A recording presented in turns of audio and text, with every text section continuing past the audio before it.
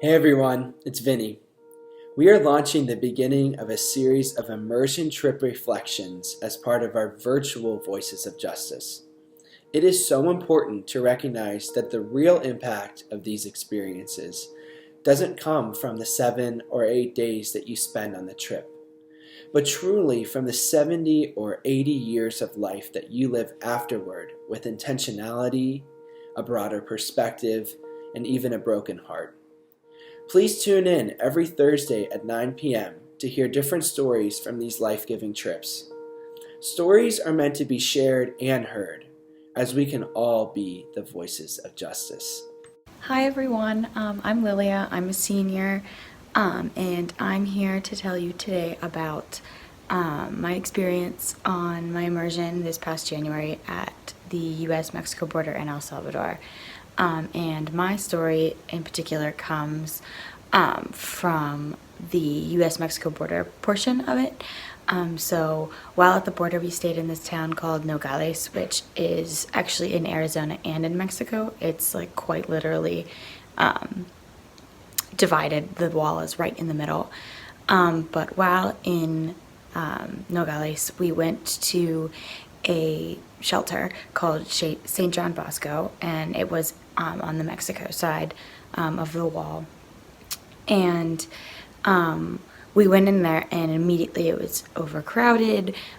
We went to the section with all of the women and children, and there were so many women there and so many children that were sick and crying and trying to play with whatever pipe cleaners and small things that they had. And so we were able to talk to these women and ask them about their story and really connect with them. And I think it was a moment that really spoke out to me about our connection all as human beings beyond language and culture and things like that we tend to let divide us. And I really think that we were able to connect with these people and to hear them just with our presence, and to value them just with our being, which I think was really amazing. And I think in particular, one part of the experience at the shelter that has always struck me still is there was about a teenage girl named Allison. And she was the only one her age at in this shelter. Everyone else was a small child or like a mother kind of age. And she really didn't say much in our time speaking with her. But whenever we left, my group was me and three other college girls. So we kind of looked, around her age, and we were around her age. And she gave us each a big hug and literally did not want to let go because it was so important for her to connect with other young women who were her age, because for the past 3 months she was not able to talk to anyone relatively her own age. And so just to see us, I feel like we connected with her so deeply, even though we'd never really had a conversation with her, because we have this relationship as human beings on a deeper fundamental level. My name is Julie, and I was one of the leaders that just got back from the U.S.-Mexico border in El Salvador this past January. So even though I've only been back about 2 months, I still had a lot of time to reflect and just digest on the people I encountered and the experiences that I saw while I was there. So one of my favorite moments from the trip that I keep thinking about and keep reflecting on is actually when my group was in the mountain village in El Salvador. It's called Arcatao.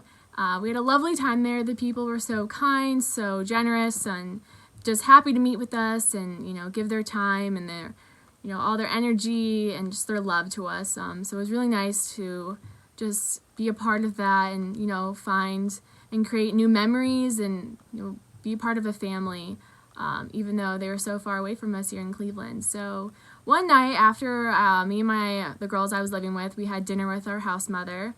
We decided, after we had a great conversation, great laughs, we really wanted to learn how to make pupusas. And pupusas are the most famous, the most delicious El Salvador meal. It's basically tortilla filled with beans, and we ate them a lot on our entire trip. And so one night we decided to ask her if she could teach us how to make them. And so she did. Even though we didn't know much Spanish, she took the time out of her day, her long day, to teach us. We had a lot of good times. We laughed because the girls that I lived with and myself, we were not very good at making them, but that was the whole part of the experience, the whole part of the journey. Just getting to know her, talking with her more, learning about her life, learning about like her favorite things about El Salvador, and just, being in community, breaking bread, and just building relationships. So that was one of my favorite moments, just to learn from someone else and see someone else's shoes and their experiences. So, and then another one, throughout our whole trip, our tour guide, Andy, she's someone that sticks out to me from the whole entire trip. I think of her all the time. So not just a physical experience that sticks out to me, but an actual person. So she's from El Salvador, grown up in El Salvador. She was just the friend I never thought I needed, the sister I never thought I needed. She was always there to reflect, talk to, laugh with, a shoulder to cry on, a hand to hold. And she was always there to, help us, question things, learn more about, the places we visited or the people we met. And she was just someone who was always there for us and always put others before her own needs. And that is the true persona of someone, of a Jesuit mission, and someone who's there for others, and really sticks with me today. And she just has really inspired me to, challenge myself, question everything, go out and experience new things, but also be good to others and put them before yourself. I think that's what life is all about, especially during this crazy time. I think we all just need to embrace the change, be there for ourselves, but be there for others, and just embrace the good.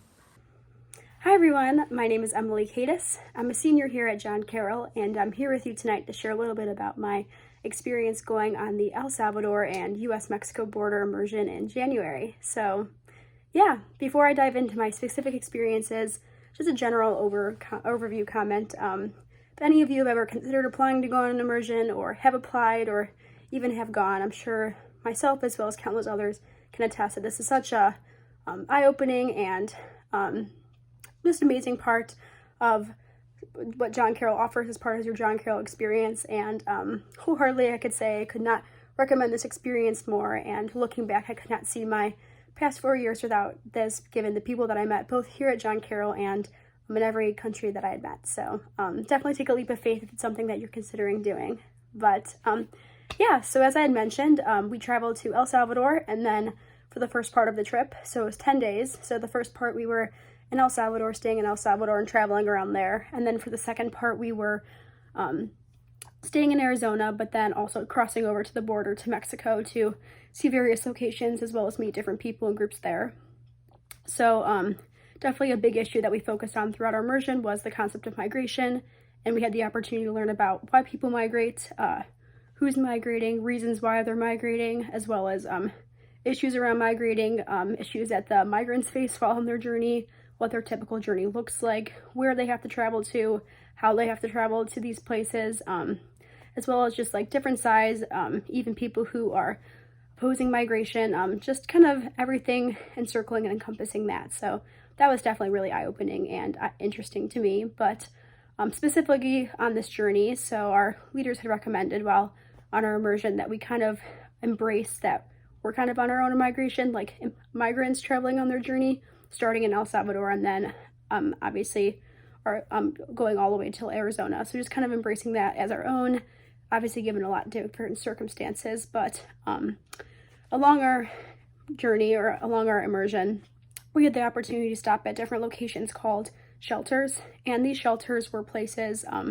ranging anywhere from churches to just open buildings, to even one in Arizona was a detention center that had been remodeled, where migrants would stop, either individuals or families or groups that have been traveling together, to kind of like rest stops where they could stop and rest, recoup, whether they're waiting maybe closer to the U.S. on someone or something in the U.S., or maybe even just between destinations to recoup and get their things together. So these were really challenging places to go because you weren't just hearing about stories of migrants and their journeys from different people. You were kind of going straight to the source and having conversations with them about what they had gone through since they had left, how long they've been on this journey, what they've encountered. So definitely very heartbreaking, but also I think critical to our experience. But the one shelter in particular that has stuck with me, and the people that have stuck with me from that shelter, was one in Mexico called Tepic.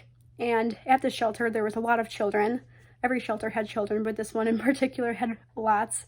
And this shelter was so special to me because there was a little girl that, from the moment I walked in the door to the moment I left, was on my hip, playing with me, hugging me, running around with me.